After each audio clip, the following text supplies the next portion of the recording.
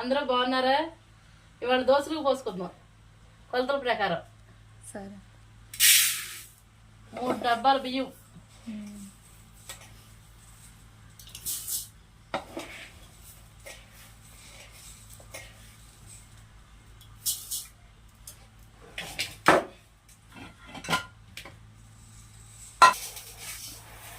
మూడు డబ్బాలకి ఎన్ని డబ్బాలు అత్తయ్య? అవి ఒక డబ్బా పప్పు కొంచెం పోసుకుందాంలే. గుప్పుడు మెంతులు. వీటిని కడగాల అత్తయ్య ఇప్పుడు? 3 సార్లు కడుక్కోవాలి.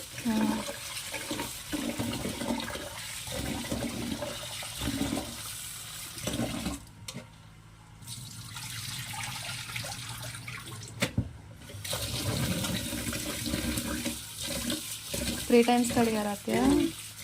ఇప్పుడు నానబెట్టాలా? ఎన్ని గంటలు నానబెట్టాలి?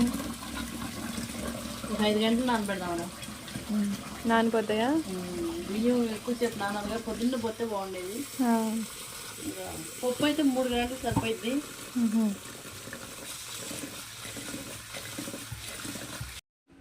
5 అవర్స్ నానబెట్టిన తర్వాత పొట్టు మొత్తం క్లీన్గా కడుక్కుని గ్రైండ్ చేస్తున్నారు ఇప్పుడు.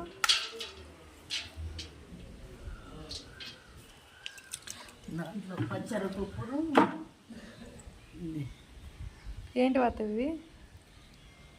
మెంతులు, పచ్చరపప్పు నానబెట్టి ఇవి వేస్తే ఏమవుతుంది? కలర్ బాగుంటుంది, రుచి బాగుంటుంది. టేస్ట్ కలర్ రెండు బాగుంటాయా? వేయండి.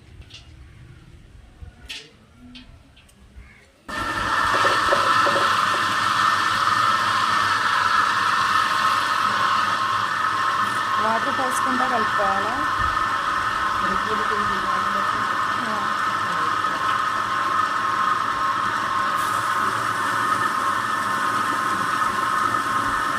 బియ్యం వేస్తున్నారా?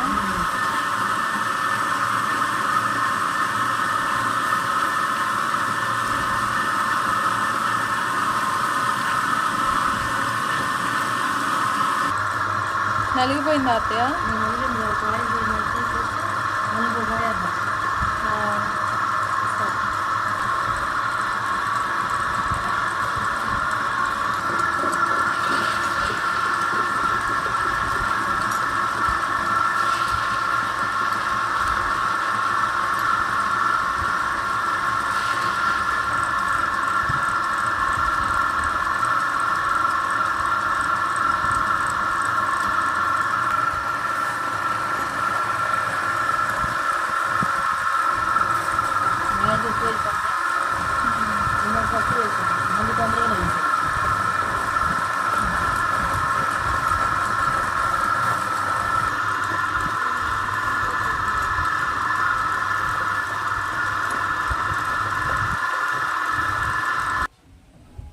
పిండి ఇలా చాలా ఫ్లఫీగా గ్రైండ్ చేసుకున్నాం ఫ్రెండ్స్.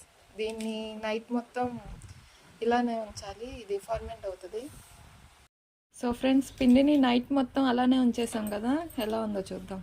తీయండి అత్తయ్య. గట్టిగా పెట్టేశాడు. బాగా ఫర్మెంట్ అయింది కదా, బాగా పులిసింది. ఎంత బాగా పులిస్తే అట్లు అంత స్మూత్గా వస్తాయి కదా అత్తయ్య. బాగా కలపాలి దాన్ని. కలిపి తీసుకోవాలి. వేరే గిన్నెలో తీసుకుని కొంచెం ఉప్పు నీళ్ళు పోసి కలుపుకొని అట్లు వేసుకుందాం.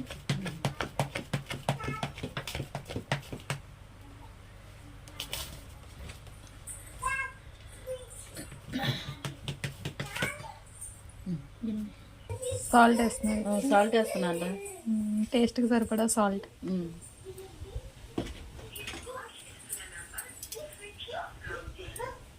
కావాల్సిన నీళ్ళు పోసుకుందాం. బాగా మిక్స్ చేయాలా?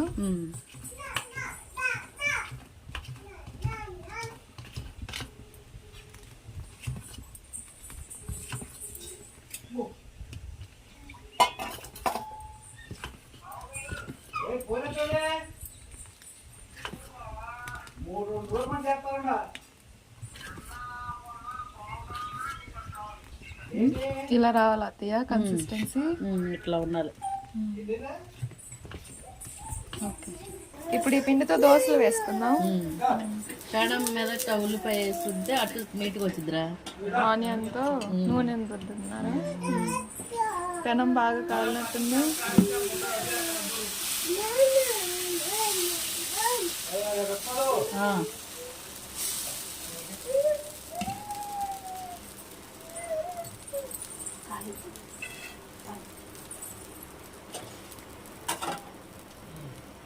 చుట్టూరు ఆయిల్ వేస్తున్నారు అత్తయ్య. క్రిస్పీగా ఉంటుందా?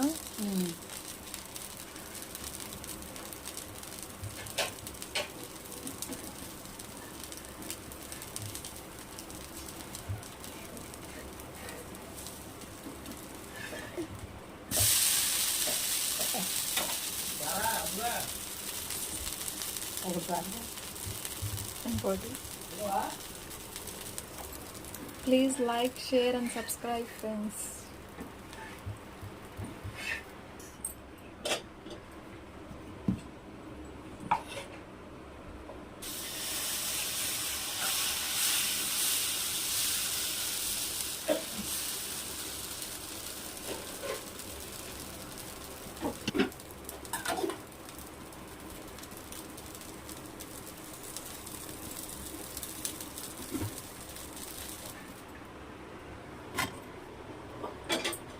దోశలు అయితే రెడీ అయిపోయినాయి ఫ్రెండ్స్.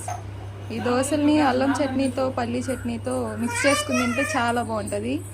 అల్లం చట్నీ, పల్లీ చట్నీ రెసిపీస్ కావాలంటే మా ఛానల్లో ఉంటాయి, చూడండి. Thank you for watching. Please like, share and subscribe my channel.